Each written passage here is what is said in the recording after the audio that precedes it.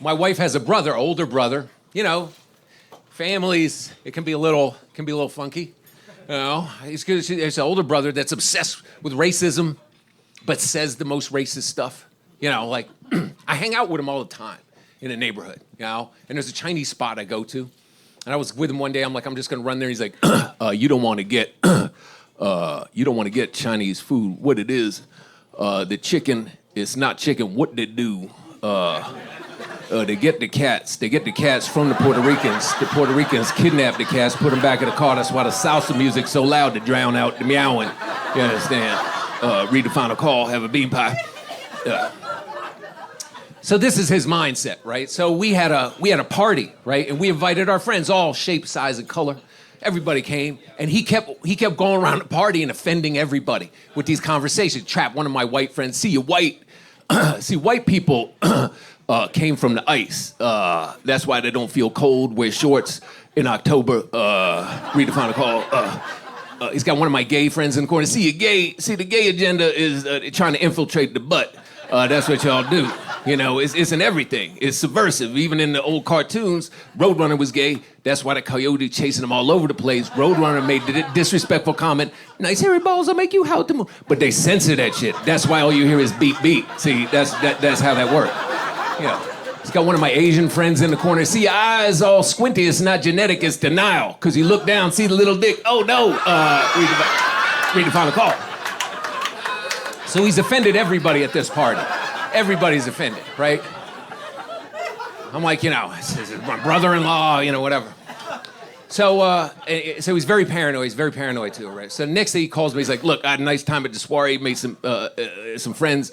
Look, I'm trying to get some reefer. If you could arrange a dime bag, a nickel bag, something of this, like this old school amount of weed, you know. So I got to go on a weed quest for my uncle-in-law. I don't know where to. I know there's a little bodega in the neighborhood that I think is a front.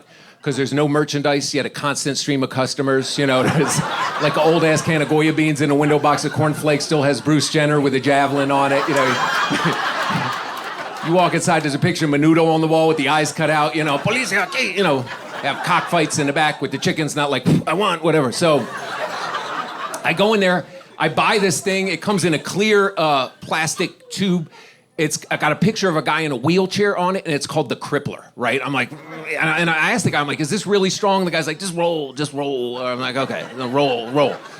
So I call my brother-in-law, and I'm like, hey, I got that, and he's very paranoid. He's like, and he hangs up the phone, right? So he calls back, he's speaking in code. He's like, did you get the contract?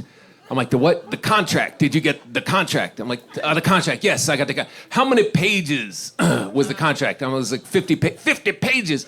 I told you a 5 or 10-page contract. I'm like, a 5 or 10-page contract's gonna have seeds and stems in it. God damn it! You know, hangs up the phone. You know, FBI is gonna move in at any minute. So he calls me back. He's like, meet me at the promenade at midnight. Never been there to promenade. It's a big pier, overlooks the East River. So I go out there at midnight, and I don't even recognize him. He's in disguise. He's got a trench coat on. He's got a fedora. He looks like McGruff taking a bite out of crime. He's making a fake phone call at the last phone booth in Brooklyn. I'm walking over, and something's wrong because he's like Black Hawk Down, VC in the bush, principal in office, cracker on the cheese, flipping and flop, abort mission, mutiny on the bounty. I'm like, what are you talking about? It's like, meet me in a diner in 10 minutes. So, all right, 10 minutes. So I wait 10 minutes, I go into the diner, it's midnight, there's no one really in there. I go sit down at the booth next to him, he puts on this production of how he doesn't know me. You know, coffee for this gentleman I've never seen before. You know, rest your feet, weary stranger. And then he slides this napkin over, and something's written on it. It says 5-0 at the cash register. And I look, there's a 70-year-old security guard buying a cup of coffee. I'm like, that guy's not a cop. God damn it, he eats the napkin, right? He's yelling at me. Motherfucker, you ruined the cop. I'm like, I quit. I don't want to work for this company anymore. Take your POT.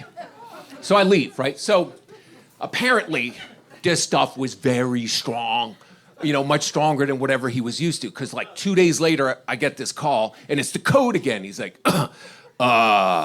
it's me. The flight to Jamaica has been circling the airport for the last 10 hours. When's the plane gonna land? When the plane gonna land?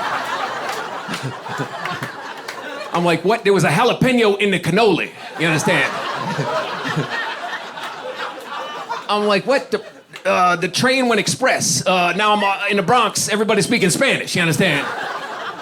the hot tub water was dirty, and now when I pee, it stinks. I'm like, what are you talking about? He's like, God damn it, I smoked a contract every page, now I can't feel my legs. I'm like, dude, I don't understand. He's like, you know what? I'll tell you what it is. This is because you're Jewish. That's what it is. See, the Jews, what they do is they miscommunicate. You miscommunicated the potency. That's what Jews do, and that's how circumcision got invented. It was a miscommunication of agriculture advice from God to Moses. God said, tell them if they want them to grow, they must chop the tops off the crops. Moses said, chop the tops off and that's what happened. That's how it went down.